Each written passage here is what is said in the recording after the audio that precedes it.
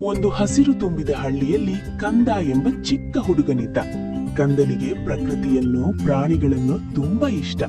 ಪ್ರತಿದಿನ ಬೆಳಿಗ್ಗೆ ಶಾಲೆಗೆ ಹೋಗುವ ಮೊದಲು ಅವನು ತನ್ನ ಮನೆಯ ಮುಂದೆ ಇರುವ ದೊಡ್ಡ ಮರಕ್ಕೆ ನೀರು ಹಾಕುತ್ತಿದ್ದ. ಮರಗಳು ನಮ್ಮ ಸ್ನೇಹಿತರು ಎಂದು ಅವನ ಅಮ್ಮ ಹೇರುತ್ತಿದ್ದ ಮಾತು ಅವನಿಗೆ ನೆನಪಾಗುತ್ತಿತ್ತು. ಒಂದು ದಿನ ಶಾಲೆಗೆ ರಜೆ ಇತ್ತು. ಕಂದ ತನ್ನ ಬ್ಯಾಗ್ ತೆಗೆದುಕೊಂಡು ಕಾಡಿನ ಕಡೆಗೆ ಹೋಗಲು ನಿರ್ಧರಿಸಿದ. ಅಮ್ಮ, ನಾನು ಸ್ವಲ್ಪ ದೂರ ಹೋಗಿ ಬರುತ್ತೇನೆ ಎಂದು ಹೇಳಿ ಹೊರಟ.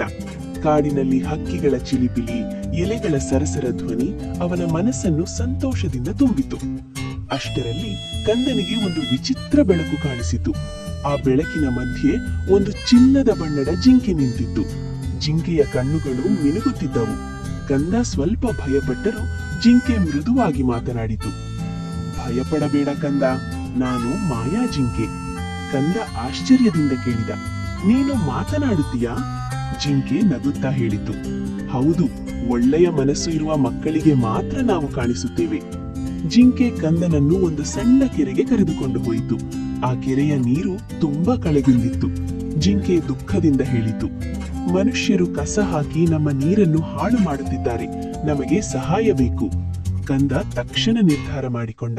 ಮುಂದಿನ ದಿನದಿಂದ ಅವನು ತನ್ನ ಸ್ನೇಹಿತರನ್ನೆಲ್ಲ ಸೇರಿಸಿಕೊಂಡು ಕಾಡು ಸ್ವಚ್ಛ ಮಾಡುವ ಕೆಲಸ ಶುರು ಮಾಡಿದ.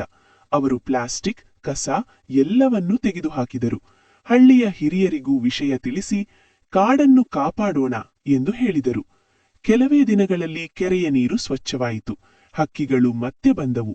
ಪ್ರಾಣಿಗಳು ಸಂತೋಷದಿಂದ ಓಡಾಡುತ್ತಿದ್ದವು. ಆ ದಿನ ಸಂಜೆ ಮಾಯಾ ಜಿಂಕೆ ಮತ್ತೆ ಕಾಣಿಸಿತು.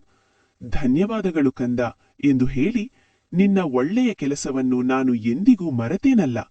ಜಿಂಕೆ ಅವನಿಗೆ ಒಂದು ಸಣ್ಣ ಎಲೆ ಕೊಟ್ಟು ಹೇಳಿತು, ಈ ಎಲೆ ನಿನಗೆ ಯಾವಾಗಲೂ ಒಳ್ಳೆಯ ದಾರಿಯನ್ನು ತೋರಿಸುತ್ತದೆ. ಅಷ್ಟರಲ್ಲಿ ಕಂದನ ಅಮ್ಮನ ಧ್ವನಿ ಕೇಳಿಸಿತು. ಕಂದ ಕಣ್ಣು ತೆರೆದಾಗ ಅವನು ಮನೆಯ ಮುಂದೆ ನಿಂತಿದ್ದ. ಕೈಯಲ್ಲಿ ಅದೇ ಹಸಿರು ಎಲೆ ಇತ್ತು. ಅವನು ನಗುತ್ತಾ ಅಮ್ಮನಿಗೆ ಹೇಳಿದ, ಅಮ್ಮ, ನಾವು ಪ್ರಕೃತಿಯನ್ನು ಕಾಪಾಡಬೇಕು. ಅಮ್ಮ ಹೆಮ್ಮೆಯಿಂದ ಕಂದನ